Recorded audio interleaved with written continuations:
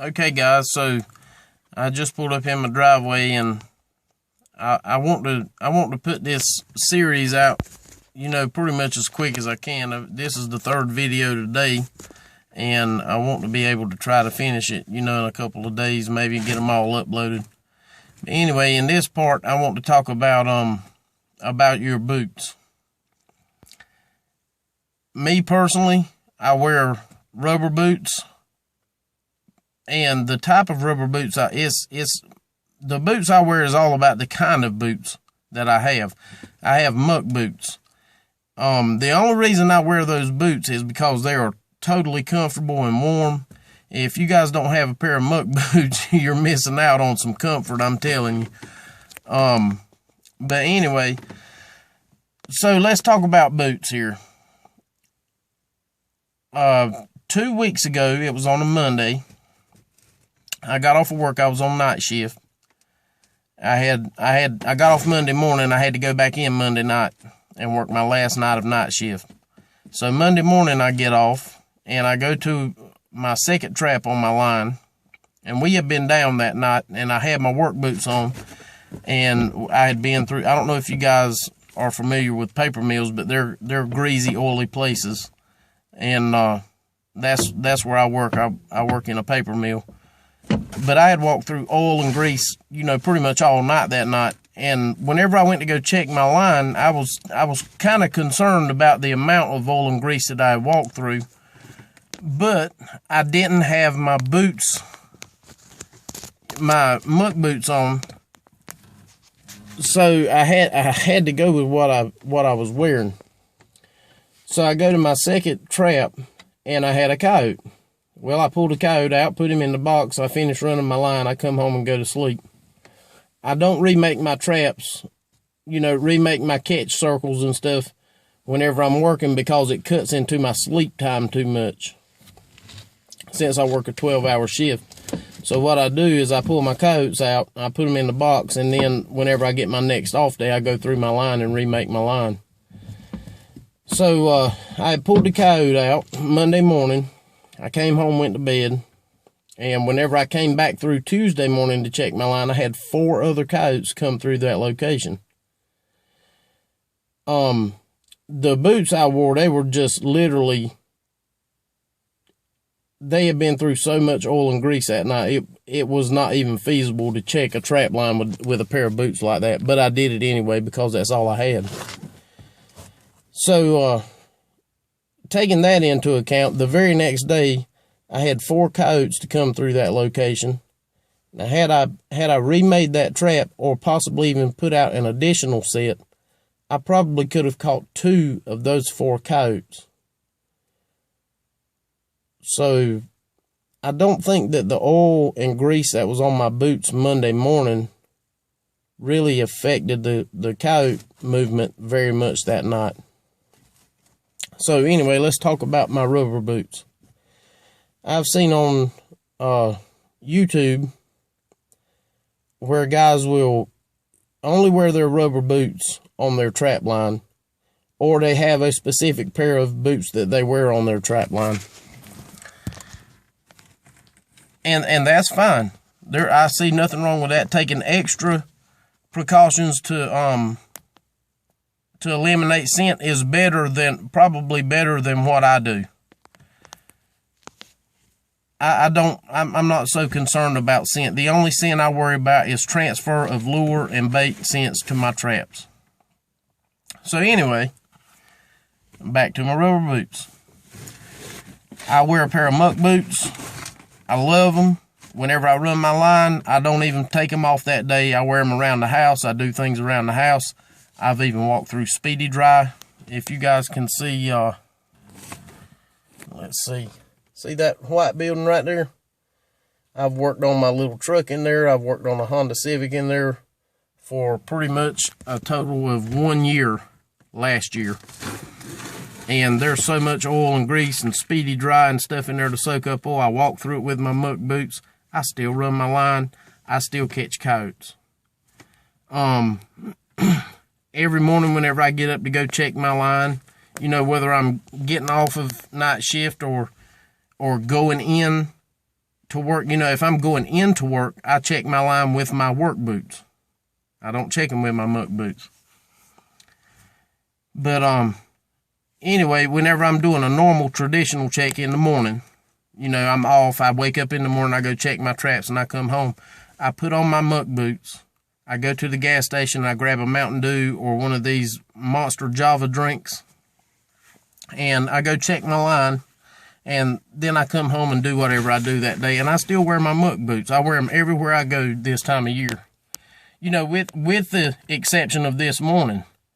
I went to go look at a location this morning, and you guys saw in the first video of this series, I was wearing my bedroom shoes.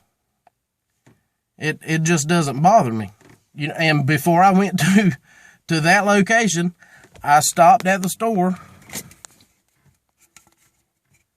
bought a Monster Java drink, walked through oil, spit, coffee right there at the door. Went to the location, walked around, made a video. I'm going to be setting that location soon, and we'll be seeing videos of coyotes pretty soon. But I just want you guys to know that I don't worry about oil and you know, stuff like that so much, because these farms that we trap, you know, and most of the time we trap where people are. We trap farms, we trap game lands. Think about game lands. Think about all the vehicles that travel in and out of game lands. Think about the people that are walking those roads and spitting and urinating, driving oily, leaky cars up and down the roads. You know, I went over there to the game land year before last, and I broke that seat up completely over there.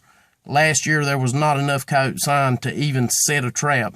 This year, it's starting to look a little better. I'll probably be going back over there. I went over there one night this year and set. Anyway, I'm getting off the subject. So anyway, I don't let my boots bother me. Whenever it comes to grease and oil, one of the very first videos I made this season, I was at the crossover, and I've caught maybe 16 to 18 coyotes at that crossover. I've driven my truck down there. It's poured oil and grease, and I mean, the transmission, I cannot figure out why it won't stop leaking. But anyway, I've driven my truck down there. I urinate in the ditch at the crossover, and I've caught that many coyotes, you know. And people, you know, there's people out there that's going to say, well, had you not done all that, you would have probably caught more. That may be fine. That, you know, that's fine. That may be true. But within 300 yards of that crossover, I've caught 34 coyotes altogether off of that property. So, I mean, 34 coyotes on one property, 3 locations, running 6 to 7 traps. So, I don't know. I mean, you guys, you know, you can figure that out however you want to. But, anyway, you guys just take this stuff on your trap line. You know, do whatever you think is necessary. I don't think it's necessary to wear a specific pair of boots and not go here or not go there. I think you can pretty much go and do, you know, about as you please, as long as you're not volunteering any foreign scent into your trapping area. And what I mean by that is whenever it's like these warm days and you want to wear a short sleeve shirt, then I would recommend not wearing deodorant if you're wearing a short sleeve shirt, because that's not a natural occurring scent in anyone's environment except at your house.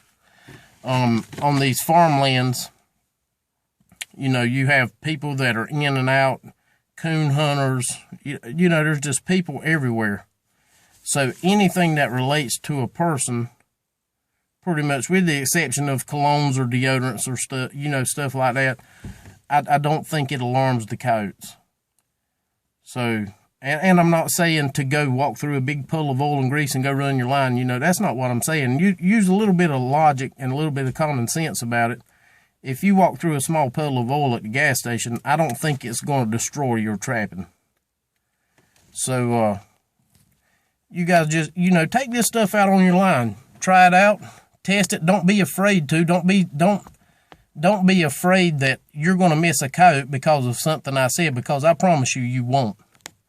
Don't be spitting in your trap beds, but don't worry about walking through a small puddle of oil or something at the gas station and then going to your line. It's not going to destroy your trapping. What we need to understand is a lot of trappers put coyotes at a level that they're not at. Yeah, they're smart animals, but they're only as smart as we make them. God created us to be superior to animals, So animals are subordinate to us. There is no animal out there that is smarter than you are. So don't let things that happen on your trap line discourage you or make you discredit yourself. Just let the coyotes tell you what you're doing wrong. Fix those things and continue to trap, and you'll see that you'll start bringing coyotes home. But I just want you guys, I want everybody to relax, trap, have a good time. I'm going to try to expose things that I have figured out that more distinguished trappers have told me. It really does not matter. It really doesn't. You guys will really be surprised once you relax. Don't worry about your scent. Go out and set your traps and just have a good time and trap. If you find the right locations and you bed your traps perfectly solid, you will catch coyotes. And it doesn't matter if you've walked through a little puddle of oil or you stepped to the side 20 yards and took a leak. Don't worry about that, guys. Just keep trapping, enjoy yourselves, and you will catch coyotes. So that brings me to the end of my third video in this series, and I still have plenty more to put out there. So if if you guys will, just prove me wrong. Take some of this stuff that I say out onto your line. Try it. Do one set that's just amazingly as clean as you can do it, and then do one, just don't even care. Just go over there, set a trap, and get up and walk away. But make sure that you bed your trap solid and see what I'm telling you. But anyway, guys, I'm not going to mislead anybody. And right now I'm going to end this video because I have to go in and get ready for work. So I hope you guys enjoyed the series. I hope you can stick all the videos out because I have a lot of information I'd like to put out. But anyway, happy trapping, guys. Talk to you later.